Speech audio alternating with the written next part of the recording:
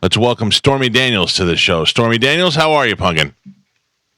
I'm good. How are you, Mike? I'm great. Great to have you on the show. I was aware of your adult film career. I was aware of who you were. No idea that you had stand-up comedy in your resume.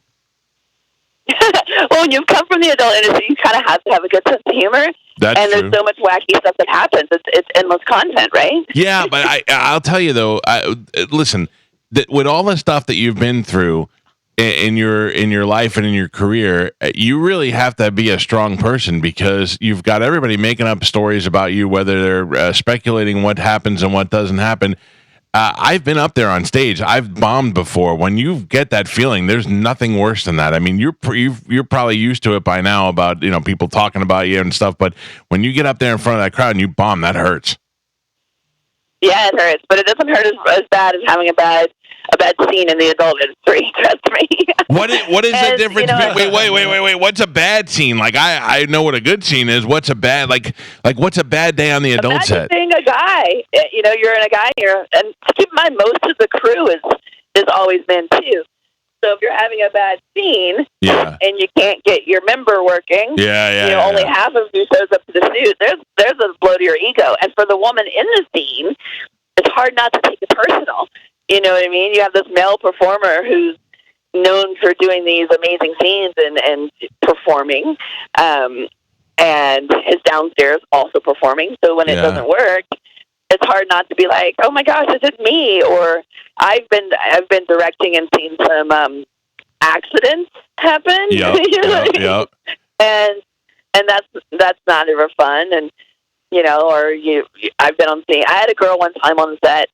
And I talk about this in my show, Pass Gas, and we never saw this girl again. Let me ask you a little serious question, if you don't mind. I don't know how old your daughter is, but how do you deal with that? Like, I have kids, and I do dumb stuff on the radio, and we've done stuff with girls here before, and now I have an 11-year-old daughter, and I look at things a little bit differently. How do you handle having had that lifestyle with a kid? So I talk about this a lot during my stand-up show. It gets asked a lot. So my daughter's 13, and I think that the trick well, first of all, she's a unique child. She is very strong. She is very smart. There's that saying that, I'm not super religious, so I'll just insert any word you'd like for God. Right. God doesn't give you more than you can handle. In my case, the universe, God, didn't give me the wrong kid, because any other kid might not have been able to handle it. But she is such a badass that when she was, I'll give you one example, two. So we never lied to her about what we did. We just told her that we worked in the, stuff on television or movies that were not age appropriate. Okay. And that's true.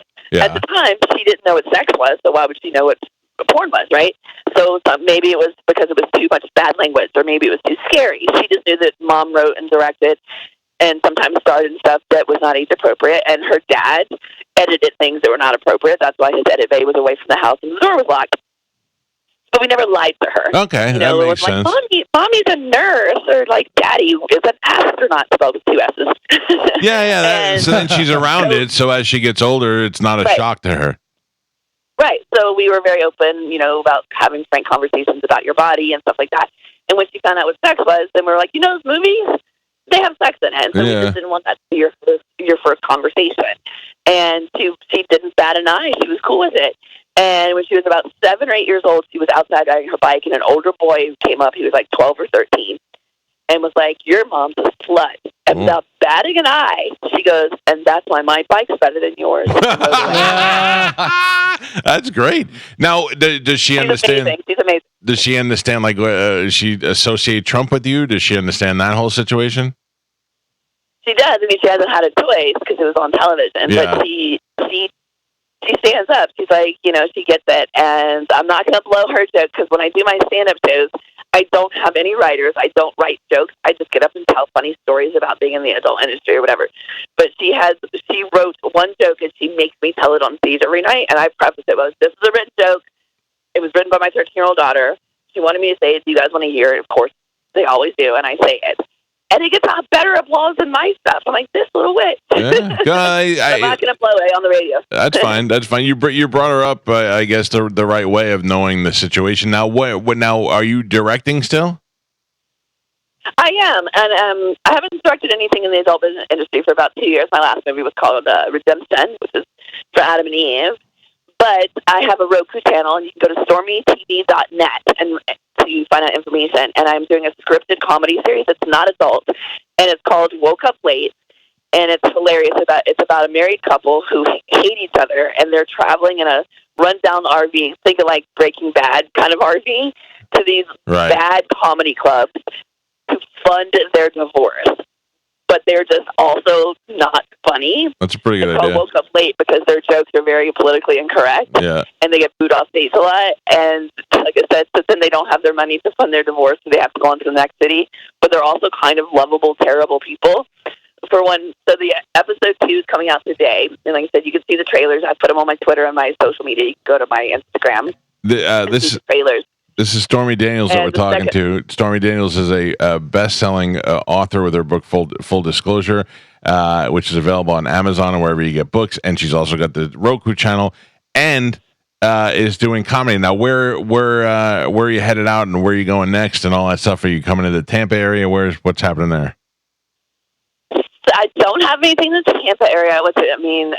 The storm and stuff. I think I have a lot of family down there actually, and wishing everybody like a lot of goodwill and speedy recovery from all of that. But I'm doing Palm Springs and Los Angeles this weekend, and then October 9th and 10th, I'm in Denver, Colorado at the Denver Improv.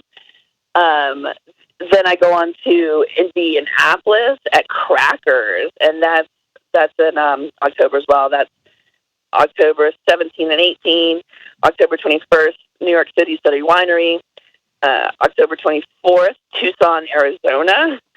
You know that it's harder for you now because people are coming out to see the spectacle of Stormy Daniels, and then whether they leave happy and mind changed or not is entirely up to you.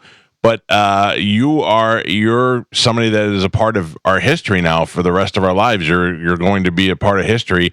And you know what I was thinking about yesterday? You are right in the middle. The two women that we kind of know slept with presidents are Marilyn Monroe and Monica Lewinsky. Yeah, and you are like in a higher end middle of that. You're the middle of the road.